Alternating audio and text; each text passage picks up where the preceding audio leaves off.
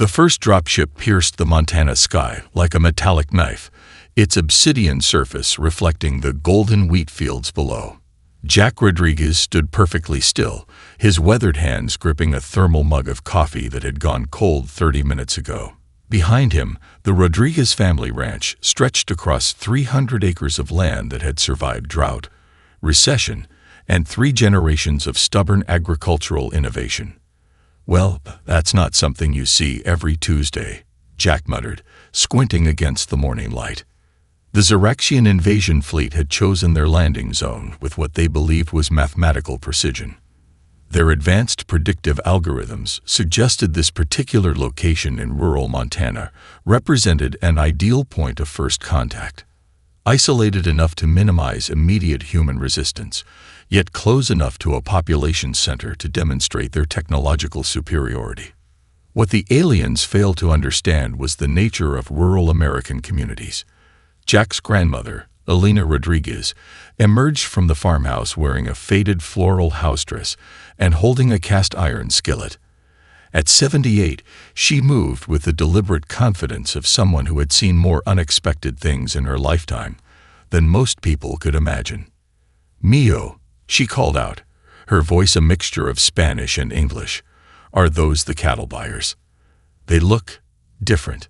The first wave of alien troops materialized with a precision that would have been impressive in any other context. Their biomechanical suits gleamed with technology so advanced it would have made Silicon Valley engineers weep. Sophisticated translation devices hummed with multiple linguistic algorithms. Weapon systems capable of vaporizing entire city blocks stood ready. They had not prepared for Elena Rodriguez. "Those are some ugly sons of bitches," Elena commented, adjusting her glasses. "Jack, did you forget to clean the windows again? Or are these just really bad hallucinations?" The lead Xeraxian commander, designated Infiltration Unit Krell Sub-7, attempted to initiate first contact protocols. Its translation device parsed multiple communication channels, selecting what it determined to be the most authoritative human communication style. "Inhabitants of Earth domain." The translator intoned, "We represent the Galactic consolidation. Your technological and biological systems are now subject to immediate assimilation and restructuring." Elena Rodriguez looked at the alien, then back at Jack, and then picked up a spray bottle typically used for troublesome tomato plants. "Jack," she said conversationally, "I think something's wrong with the pesticide. These bugs look way too complicated." The alien commander's sophisticated systems began to falter. Its predictive models had not accounted for several critical variables: the complete lack of fear, the casual dismissal, and the absolute certainty with which the human female regarded their arrival. Jack, for his part, was already making mental calculations. The dropship's landing had compressed several acres of wheat, and the ground displacement suggested significant mass. He was mentally calculating repair costs, potential crop insurance claims, and wondering if alien invasions were covered under their current agricultural policy. "Elena," Jack said slowly, "maybe we should call the sheriff, or the Agricultural Extension Office. I'm not sure which would be more interested in this." The Xeraxian troops began their standard invasion sequence. Scanning beams erupted from their biomechanical suits, attempting to categorize and analyze the surrounding environment. Sophisticated data collection mechanisms whirred to life, ready to map and understand every microscopic detail of their landing zone. They failed to notice Jack's nephew Miguel approaching on an old John Deere tractor, a device so old and modified that it defied conventional technological understanding. Miguel, who had spent the last 3 summers rebuilding the tractor with parts from 6 different models, saw the aliens as just another mechanical puzzle to be solved. "Teo," Miguel called out, "do you want me to move the wheat cutters? These guys are making a mess of the field." The aliens' translation devices struggled. Wheat cutters did not compute with their understanding of agricultural machinery. The tractor, a machine that had been jury-rigged and rebuilt more times than anyone could count, represented a level of improvisational engineering that completely escaped their comprehension. Elena Rodriguez walked forward, spray bottle still in hand. "You boys look lost," she announced to the alien troops. "Would you like some coffee? You look like you could use some."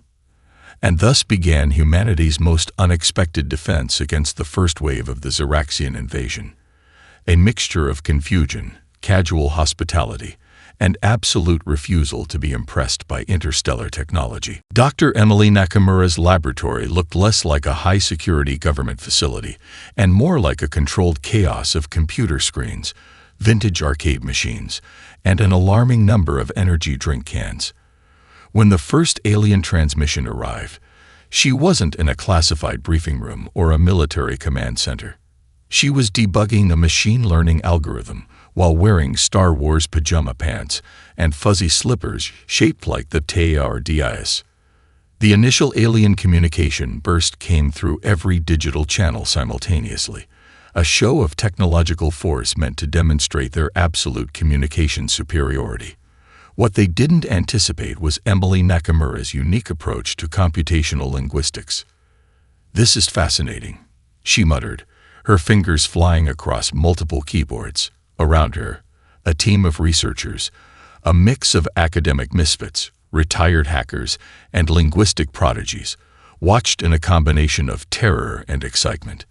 The alien communication system was a marvel of technological engineering.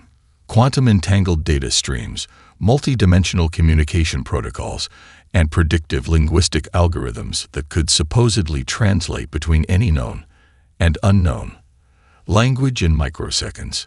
It was perfect. Too perfect. Emily's first observation was simple.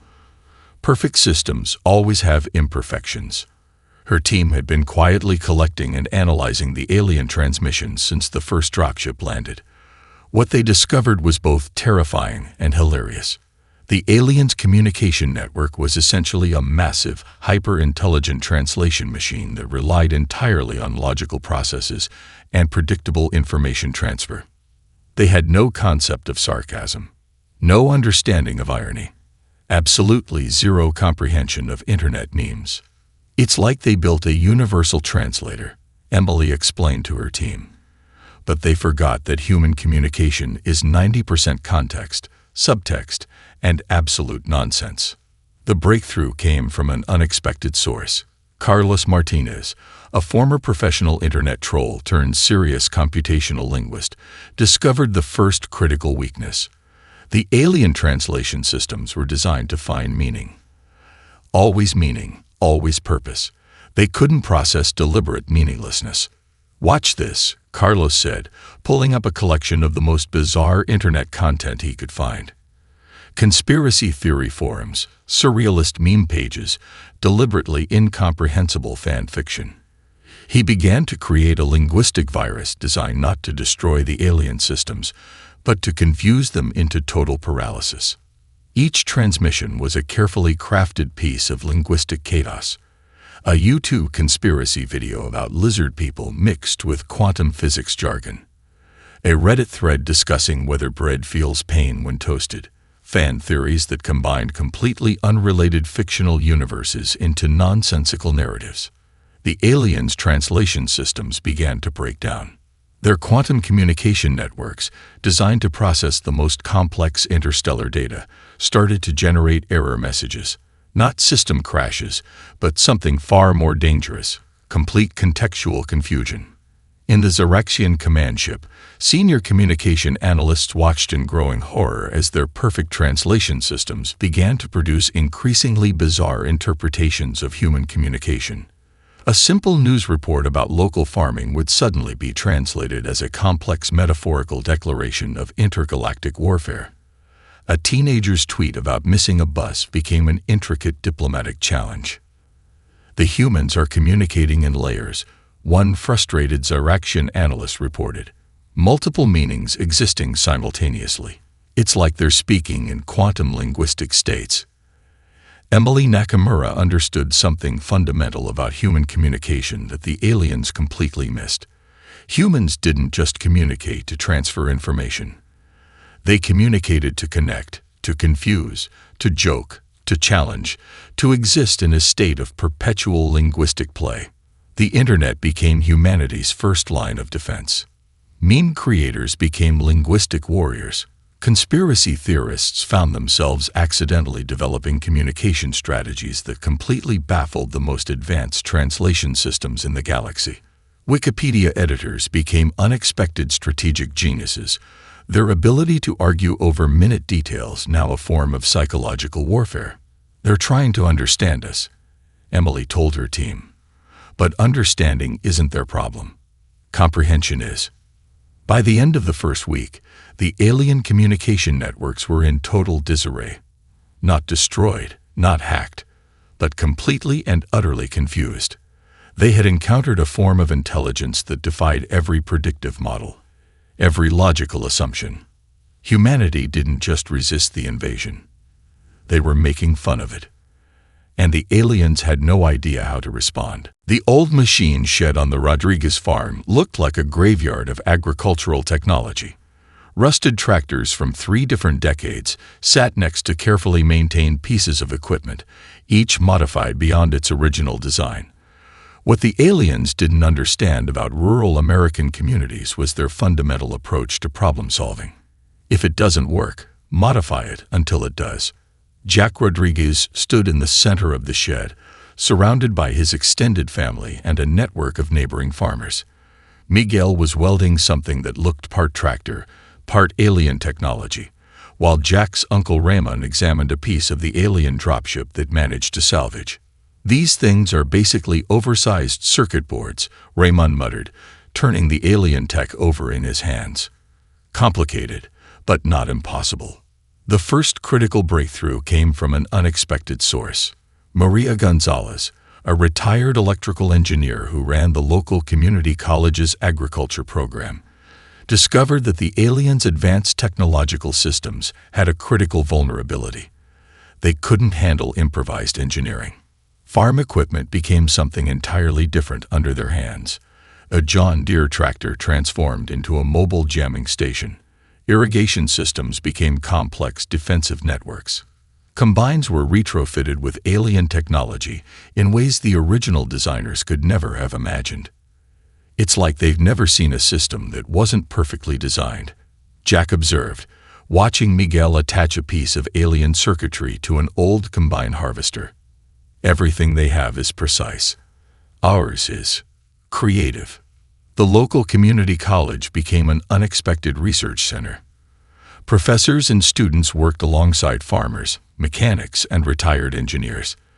They discovered that the aliens' technology, while advanced, operated on a fundamentally different principle than human engineering.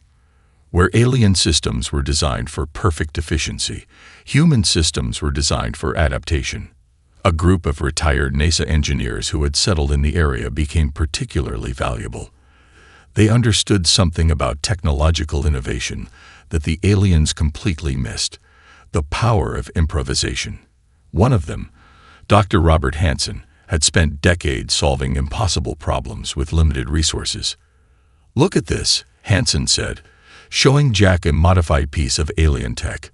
"Their systems are like a perfect machine. No redundancies, no backup plans.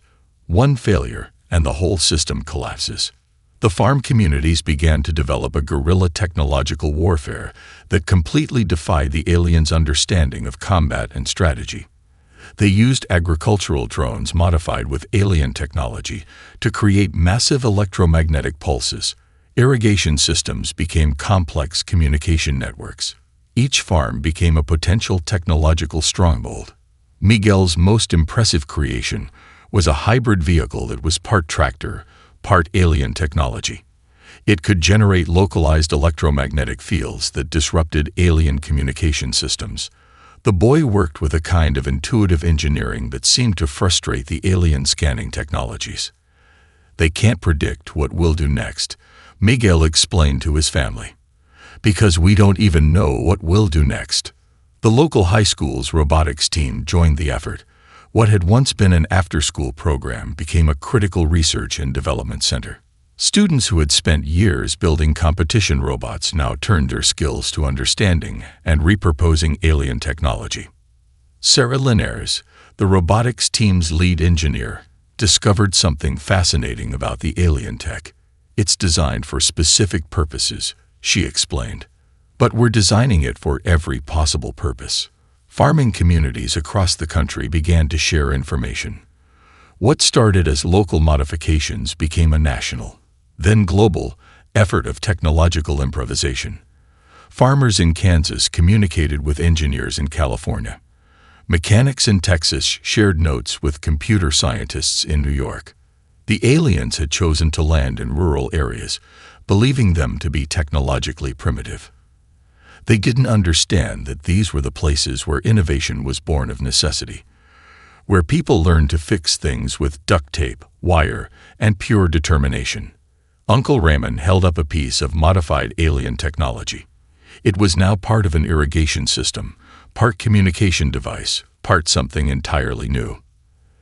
They came here thinking we were primitive, he said, a slight smile on his face. They didn't realize that's exactly what makes us dangerous. By the end of the first month, entire regions had transformed into technological adaptation zones. Farm equipment, communication systems, defensive networks, all modified beyond recognition. The alien scanning technologies became increasingly useless, unable to categorize or predict the constant modifications. Humanity wasn't just resisting.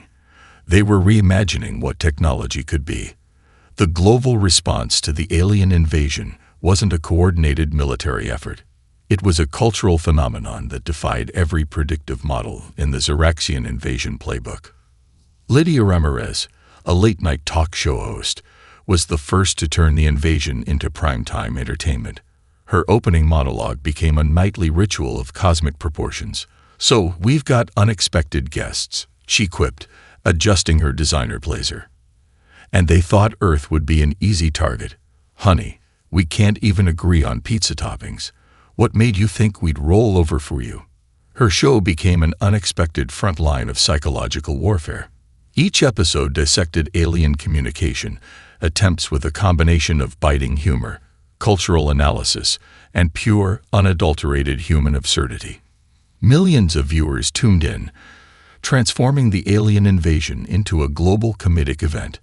The internet exploded with creativity. Meme creators became the unexpected heroes of human resistance. Every alien transmission was immediately broken down, remixed, and turned into viral content. TikTok challenges emerged faster than the aliens could process them. Alien invasion dance became a global trend, with millions of people creating videos that simultaneously mocked and celebrated the extraterrestrial arrival. Dr. Emily Nakamura watched with a mixture of professional fascination and personal amusement. Her team had discovered that the aliens' communication systems couldn't handle multiple layers of meaning, irony, or cultural nuance. Each meme, each viral video, each deliberately nonsensical internet trend became a weapon. In Brazil, a group of musicians discovered something extraordinary. Certain rhythmic patterns and sound frequencies caused critical disruptions in the aliens' technological systems. What started as an experimental music project quickly transformed into a sophisticated form of technological defense.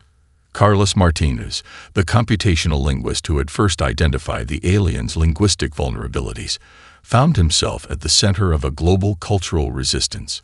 "They're trying to understand us," he explained in a viral video that had been viewed by billions.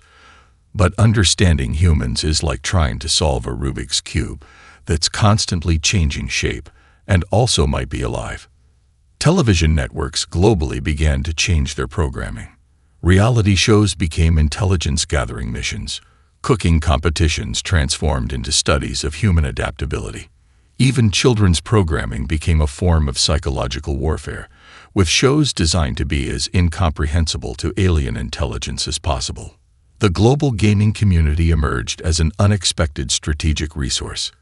Gamers who had spent years developing complex strategies, understanding intricate systems, and communicating in multilayered digital languages became critical analysts of alien behavior.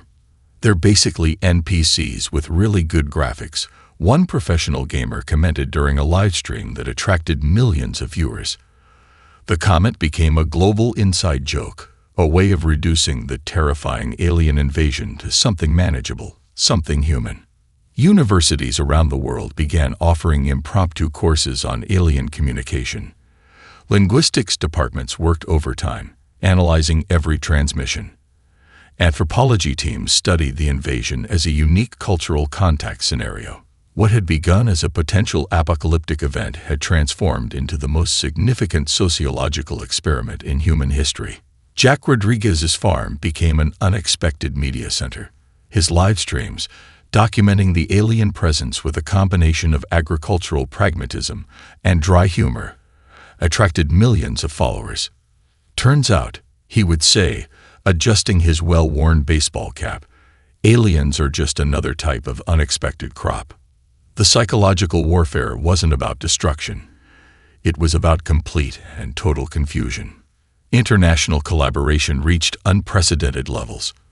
Programmers in India developed communication algorithms designed to exploit the smallest weaknesses in the alien network. Musicians in Argentina created sound frequencies that disrupted alien technologies. Comedians worldwide turned their entire craft into a defensive mechanism. Emily Nakamura discovered something profound about human communication that the aliens could never understand.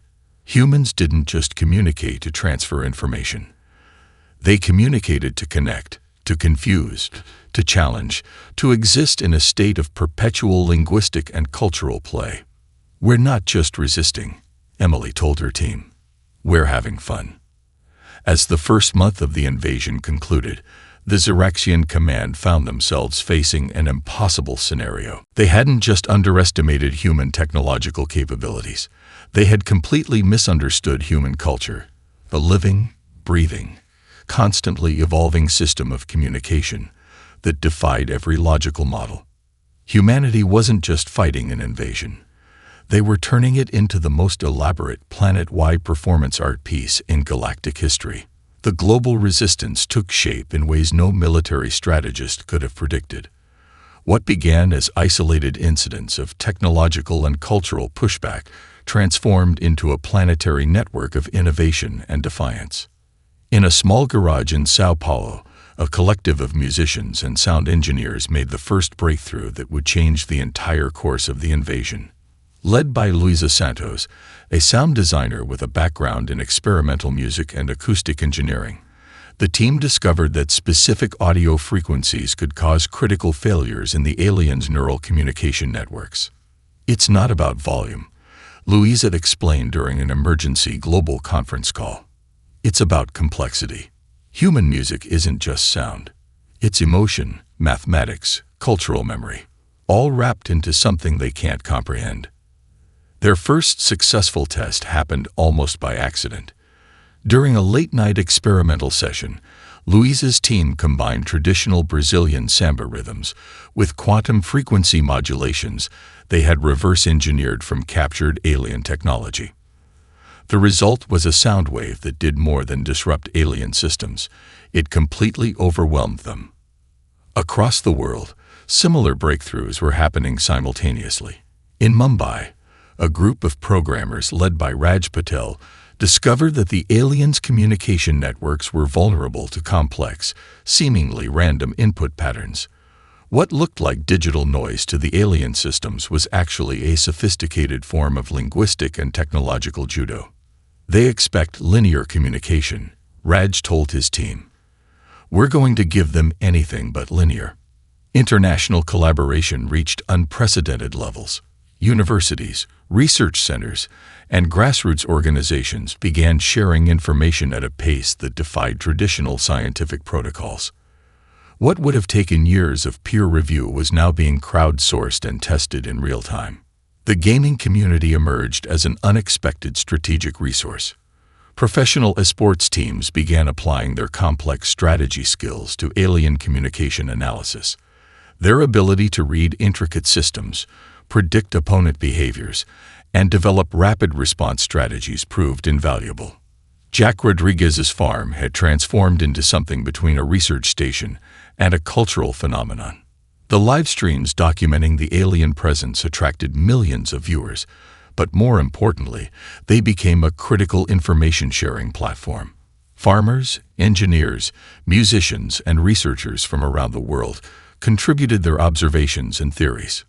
Who would have thought, Jack commented during one broadcast, that the key to stopping an alien invasion might come from a bunch of people who spend their days fixing tractors and playing weird music. The breakthrough came from an unexpected collaboration between Dr. Emily Nakamura's linguistic research team and a group of indigenous musicians from the Amazon rainforest. They discovered that certain traditional music patterns, developed over thousands of years of human cultural evolution, contained complex mathematical structures that the alien systems simply could not process.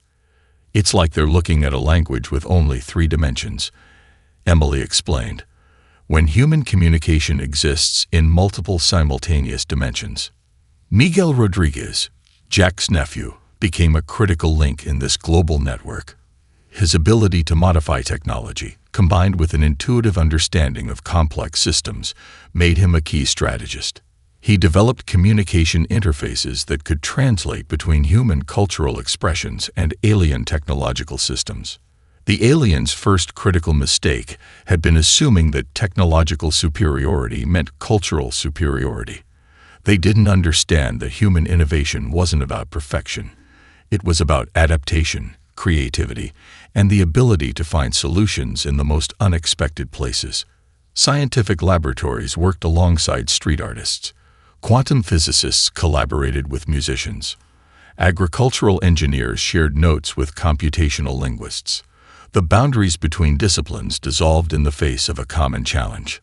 A group of climate scientists discovered that the aliens' technological systems were particularly vulnerable to complex environmental interactions. Their advanced scanning technologies, designed for precise measurements, became confused by the inherent chaos of Earth's ecosystems. They're trying to understand a living system, one climatologist noted, using tools designed for dead machines. The resistance wasn't just technological. It was a complete cultural response that transformed a potential apocalyptic event into a planetary collaboration. Every human difference, which had previously been a source of conflict, became a weapon of defense.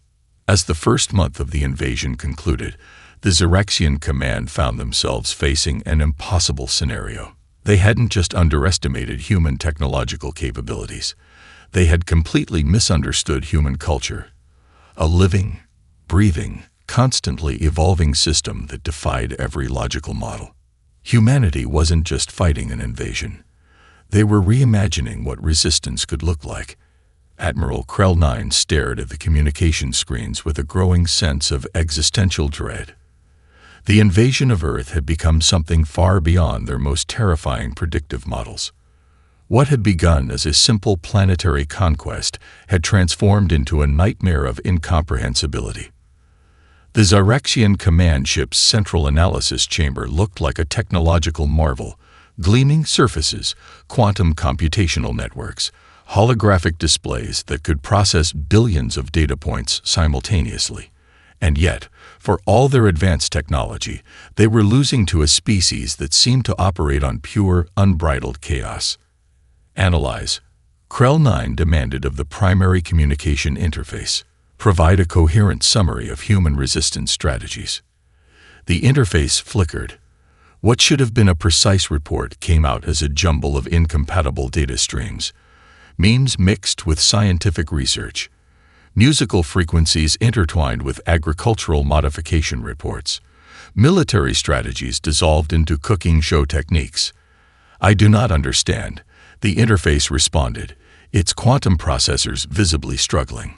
The human response defied every known principle of resistance. They weren't fighting with traditional weapons. They were fighting with creativity, humor, and a level of cultural complexity that seemed deliberately designed to break intelligent systems. Jack Rodriguez's latest livestream played on one of the screens. He was explaining how they had modified a combine harvester using pieces of alien technology, all while his grandmother Elena made comments about the aliens being worse guests than her brother-in-law at Thanksgiving. The livestream had 500 million concurrent viewers. Dr. Emily Nakamura's research team had discovered something fundamental about human communication that the Xeraxians could not comprehend.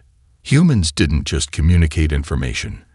They communicated emotion, context, layers of meaning that existed simultaneously in multiple states. It's quantum linguistics, Emily had explained in a global broadcast. Our communication doesn't just transfer information, it creates information. The gaming community had become an unexpected front of resistance. Professional esports teams were now analyzing alien communication patterns, treating the invasion like the most complex multiplayer game in human history. Their ability to read complex systems, predict behaviors, and develop rapid response strategies proved more effective than any traditional military approach. Miguel Rodriguez had become a legend in technological circles. His ability to modify alien technology using nothing more than farm equipment and an intuitive understanding of complex systems made him a global icon. Teenagers around the world were now attempting to replicate his modifications, turning the resistance into a global collaborative project. The music breakthrough from the Brazilian sound engineers had proven to be a turning point. Certain audio frequencies, when combined with specific rhythmic patterns, could completely disable alien communication networks. What had started as an experimental music project had become a critical defensive strategy. Admiral Krell 9 watched as another communication attempt failed. The human responses were becoming increasingly bizarre. A cooking show had somehow turned into a detailed analysis of alien technological vulnerabilities. A children's cartoon was now being studied as a complex communication strategy. "We are being defeated," Krell 9 reported to the High Command, "by a species that does not follow any known rules of engagement." The invasion had become a planetary performance art piece. Every human difference, which would have previously been a source of conflict, had become a weapon of defense. Scientific laboratories worked alongside street artists. Quantum physicists collaborated with musicians. Agricultural engineers shared notes with computational linguists. The boundaries between disciplines had dissolved completely. What the Xeraxians had failed to understand was that human innovation wasn't about perfection. It was about adaptation, creativity, and the ability to find solutions in the most unexpected places. Their technological superiority meant nothing against a species that could turn an agricultural equipment modification into a planet-wide resistance strategy. The communication screens continued to fill with increasingly incomprehensible data. Memes mixed with scientific research. Musical frequencies intertwined with technological schematics. Military strategies dissolved into cooking show techniques. Admiral Krell 9 made a decision that would be remembered in Xeraxian history. They would need to completely redesign their understanding of intelligent life. Humanity wasn't just resisting an invasion. They were rewriting the fundamental rules of galactic engagement. The moment of final transmission arrived not with military precision, but with the chaotic energy that had defined humanity's entire resistance. Dr. Emily Nakamura sat in the Global Communication Center, surrounded by a team that looked more like a bizarre family reunion than a serious scientific group. Carlos Martinez, the linguistic hacker, was wearing a t-shirt with a meme about alien invasions. Luisa Santos from the Brazilian sound engineering team was adjusting quantum frequency modulators while humming a samba rhythm. "They're going to try one last comprehensive communication," Emily announced, her fingers dancing across multiple holographic interfaces. "And we're going to make sure they understand exactly who they're dealing with." The alien transmission began with their standard protocol. A quantum-encrypted data burst designed to convey the most comprehensive overview of their invasion attempt. What they didn't anticipate was the human response. Jack Rodriguez's farm became the epicenter of the transmission interception. Miguel had developed a communication interface that was part technological marvel, part agricultural improvisation. Old satellite dishes, modified combined harvester components, and quantum decryption algorithms created a reception system that was completely incomprehensible to alien technology. "Ready?" Miguel asked, adjusting a piece of equipment that looked like it had been cobbled together from 3 different decades of technological evolution. The global response team had prepared for months. Every cultural group, every scientific discipline. Every creative community had contributed to this moment. It wasn't just a military response. It was a planetary performance piece. The transmission began to take shape. Where the aliens expected a straightforward communication of defeat, they received something entirely different. The first layer was a music compilation. Brazilian samba rhythms mixed with Mongolian throat singing, combined with quantum frequency modulations that caused their communication systems to hiccup. Each note was carefully designed to disrupt their neural networks, while simultaneously creating complex mathematical patterns. Then came the visual component, a montage that defied all logical comprehension. Children's drawings mixed with quantum physics diagrams, memes intertwined with serious scientific research. A cooking show demonstration of pie making sat alongside detailed schematics of technological modifications. Jack Rodriguez's livestream became a critical component. His dry commentary about the alien invasion, mixed with updates about farm equipment and alien technology modifications, played in the background. His grandmother Elena made sardonic comments that the alien translation systems simply could not process. "Those boys," Elena said at one point, referring to the aliens, "are worse guests than my late husband's poker buddies." The transmission team had discovered something fundamental about communication. It wasn't about sending a message. It was about creating an experience so complex, so multilayered, that it became impossible to fully comprehend. Carlos Martinez had developed a linguistic algorithm that was part communication strategy, part performance art. Each sentence was designed to exist in multiple interpretative states simultaneously. The aliens' translation systems began to generate increasingly bizarre interpretations. Luisa Santos' sound engineering team had created audio frequencies that caused physical discomfort in the alien communication networks, not through volume or aggression, but through pure complexity. It was like sending a mathematical symphony designed to short-circuit their most advanced computational systems. Miguel Rodriguez's technological modifications played a critical role. Pieces of alien technology, repurposed with agricultural equipment, created communication interfaces that were part science, part art, part pure human improvisation. The final message came through with perfect, devastating clarity. "Send you more aliens.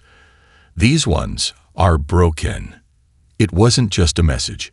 It was a cultural statement, a planetary inside joke, a demonstration of humanity's most powerful weapon, the ability to turn even the most serious situation into an opportunity for creativity and humor. Dr. Emily Nakamura watched the transmission with a mixture of professional fascination and personal amusement. They hadn't just sent a message of resistance. They had sent a comprehensive demonstration of human potential. The alien communication systems began to collapse, not through destruction, but through complete and total confusion. Jack Rodriguez, watching from his farm, summed it up perfectly. "Well," he said to his grandmother, "I guess we showed them." Elena Rodriguez just smiled.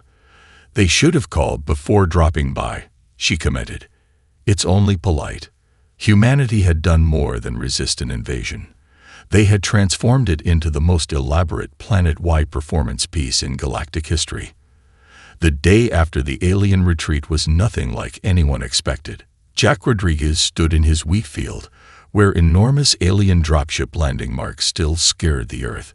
Elena sat nearby in a lawn chair, drinking coffee and looking remarkably unimpressed with the entire galactic incident. "So," Elena said, adjusting her sunglasses, "we're keeping some of this alien technology, right?" The global aftermath was a mixture of celebration, confusion, and unprecedented collaboration. Universities that had once competed for research grants now shared information with the enthusiasm of children trading baseball cards. Scientific disciplines that had previously existed in separate silos now worked together as if they were different branches of the same family. Dr. Emily Nakamura found herself at the center of a global research initiative that redefined human understanding of communication, technology, and interstellar potential. The linguistic and technological breakthroughs from the invasion would reshape human knowledge for generations. We didn't just defend ourselves, Emily explained during a global conference. We demonstrated a form of intelligence that the universe has never seen before. Miguel Rodriguez had become an international icon of technological innovation. His ability to modify alien technology using farm equipment and pure human creativity inspired a new generation of engineers and scientists. Technical schools and universities began offering courses specifically designed around adaptive engineering, a discipline born directly from humanity's resistance. The economic and technological implications were staggering. Pieces of alien technology, carefully modified and studied, promised breakthroughs in energy production, communication systems, and computational technologies. What had been an invasion attempt had become the most significant technological transfer in human history. Carlos Martinez, the linguistic hacker who had first identified the aliens' communication vulnerabilities, became a global thought leader.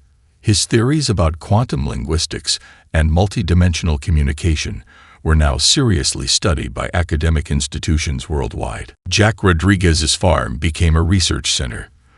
The landing site where the first alien dropship had touched down was carefully preserved, becoming a mixture of historical site, research facility, and unexpected tourist attraction. People keep asking for selfies, Jack told his family, looking bemused. With a wheat field, where aliens landed. Belina Rodriguez found herself unexpectedly famous. Her sardonic commentary about the aliens had gone viral globally. T-shirts with her quotes became an unexpected cultural phenomenon. They should have called before dropping by, became an international meme that symbolized humanity's unexpected resistance. The global gaming community emerged as unexpected heroes. Their complex strategy skills, developed through years of competitive gaming, had proven critical in understanding and countering alien communication and technological systems. Professional esports teams were now consulted by military and scientific organizations. International collaboration reached unprecedented levels. Countries that had previously been in conflict now worked together, sharing research and technological developments. The invasion had done what decades of diplomacy could not: create a truly global human community. Luisa Santos's sound engineering team continued their research into quantum frequencies and communication technologies. Their discoveries promised revolutionary changes in communication, medical technology, and understanding of complex systems. The Xerexian invasion became more than a historical event. It became a turning point in human understanding of intelligence, communication, and potential. Scientific journals struggle to categorize the technological and linguistic breakthroughs. How does one describe a resistance that was part science, part art, part pure human creativity? The invasion had demonstrated that human potential was far more complex than any predictive model could capture. We didn't just survive, Emily Nakamura often said in her lectures. We transformed an attempted conquest into a planet-wide moment of collective creativity. Miguel Rodriguez, now leading a global research initiative, summed it up perfectly during a technology conference. They came looking for a simple conquest, he explained. They found a species that turns challenges into opportunities, that sees every problem as a chance to create something entirely new. The farm where the first alien dropship had landed became a symbol of human potential. School children would visit, learning about the day humanity showed the universe that technological superiority meant nothing against creativity, adaptability, and an absolutely refusal to be intimidated. Jack Rodriguez would often look out over his wheat fields, thinking about the day everything changed. The alien landing marks were slowly healing, wheat growing back over the damaged earth. But the world would never be the same. Elena Rodriguez, sitting in her lawn chair, looked up at her grandson. "Well," she said with a smile that spoke of decades of wisdom, "I guess we showed them what humans can do." And indeed they had. The universe took note. Humanity was not just a species to be conquered. They were a force of creative chaos, a civilization that could turn a potential apocalypse into the most elaborate planet-wide performance piece in galactic history.